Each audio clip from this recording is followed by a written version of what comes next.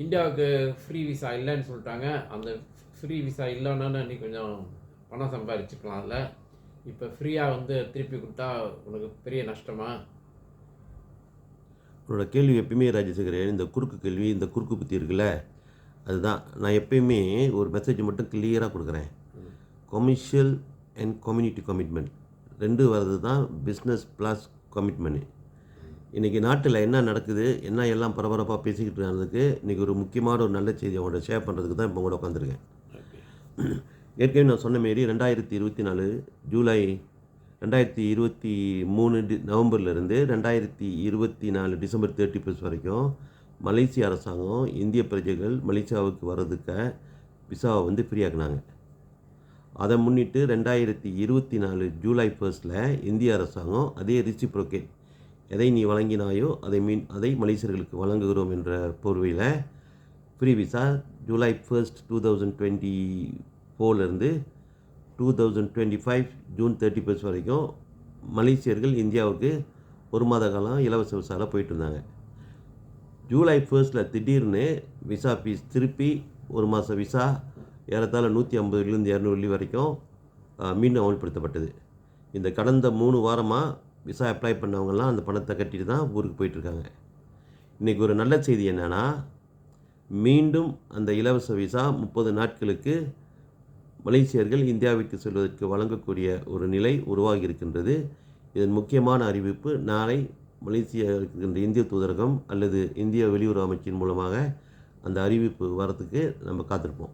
இல்லை, ஃப்ரீ விசானா பயண நிறுவனங்களுக்கு வந்து பெரிய நஷ்டம் இல்லை. விசா எடுக்கிறது ஃப்ரீனா நீங்கள் உங்களுக்கு காசு கிடைக்காத? ராஜசேகரன், ரெண்டு மூணு நோக்கத்தில் வந்து நீங்கள் பார்க்கணும். மைடர் visa fee paid or not paid. Visa வந்து விண்ணப்பித்து கொடுக்குற சேவை கட்டணத்தை எல்லாமே வாங்குகிறாங்க.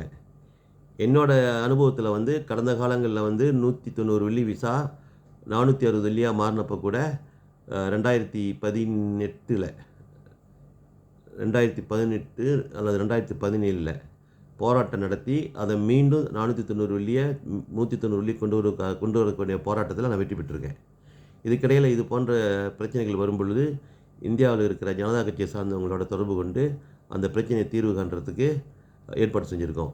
இப்போ இந்த பிரச்சனை வந்த பிறகு யாருமே இந்த இலவச விசா பற்றி பேசாத காலகட்டத்தில் கடந்த வாரம் தமிழ்நாட்டின் முன்னாள் மேயர் கராத்தே தியாகராஜனை தொடர்பு கொண்டு அவரின் உதவியோடு திரு அண்ணாமலையினோட ஸ்பெஷல் செக்ரட்டரியோட கான்டாக்ட் பண்ணி இந்த மேட்டரை நான் ப்ரீஃப் பண்ணேன்.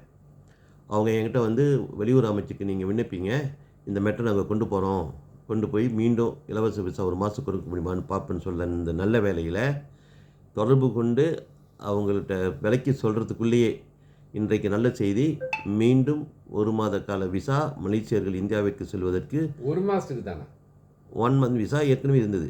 30 நாட்களுக்கு தங்கக்கூடிய விசா மீண்டும் இலவச விசாவாக மாற்றப்பட்டு ஒவ்வொரு மலேசியரும் அந்த 110 120 வெள்ளி கட்டாமல் வெறும் 50 வெள்ளி விசா சேவையோட தன்னுடைய பயணத்தை தொடரக்கூடிய ஒரு நல்ல வாய்ப்பு, ஒரு நல்ல செய்தி நாளை அல்லது நாளை மறுநாள் அதிகாரப்பூர்வமாக வெளிவரும்.